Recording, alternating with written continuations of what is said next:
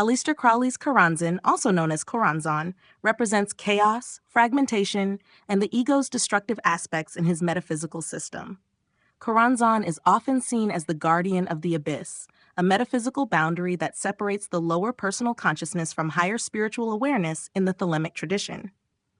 In Crowley's rituals, confronting Choronzon involved a direct, overwhelming confrontation with the fragmented aspects of the self, ego, fear, doubt, and hidden trauma within a single, intense ritual experience. Crowley's system was focused on invoking these inner forces and facing them all at once through ritual. By doing this, the individual would theoretically integrate the scattered elements of the psyche in one grand transformative experience. This confrontation, while chaotic and terrifying, had the potential to result in a rapid and profound spiritual awakening or psychological integration. In contrast, Ron Hubbard took a much different approach, capitalizing on the idea of confronting the fragmented subconscious but breaking it down into a methodical, prolonged process. Where Crowley's work sought to shatter the ego and confront all underlying traumas in a singular ritual, Hubbard's model, particularly through practices like auditing and the use of the e-meter, offered a systematic, step-by-step method. Instead of confronting the entire mass of underlying personal issues in one intense event, Hubbard's method dispersed these into smaller, more manageable fragments, but stretched the process over the course of a lifetime. How Hubbard sold personal trauma.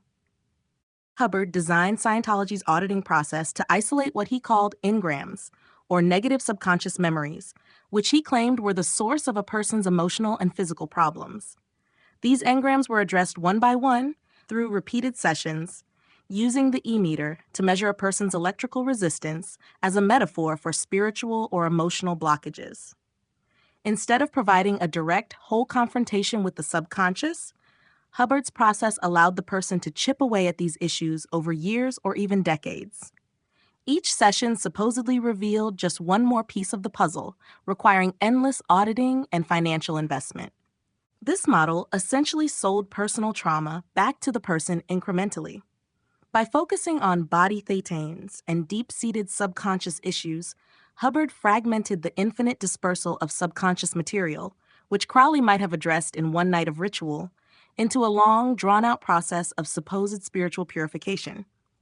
This process gave the illusion of progress, but kept the person dependent on Scientology's system, always needing another session, another step up the bridge to total freedom.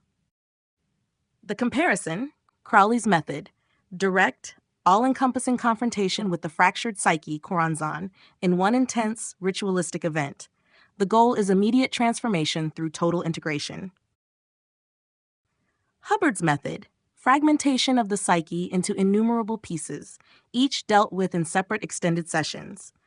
The process is prolonged indefinitely, monetized, and packaged as spiritual advancement. Where Crowley aimed for a cathartic, almost violent confrontation with all aspects of the subconscious at once, Hubbard broke this infinite dispersal of issues into isolated, solvable fragments, dragging the process out. This allowed Scientology to keep people hooked, selling the promise of ultimate freedom, one trauma at a time, which ensured control and financial gain over the course of an individual's life. In essence, Hubbard inverted Crowley's approach, turning a method meant for rapid, holistic psychological integration into a method of prolonged, controlled, and monetized psychological dependency. Audiences know what to expect, and that is all they are prepared to believe in.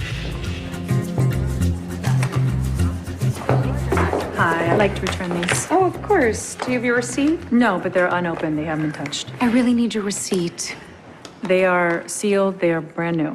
Do you have the credit card that you use? This is ridiculous. I bought these last week. Maybe you can try client services on the 6th floor. You know, never mind. I'll just keep them. Jesus. Can I at least get a bag? Sure. Thank you.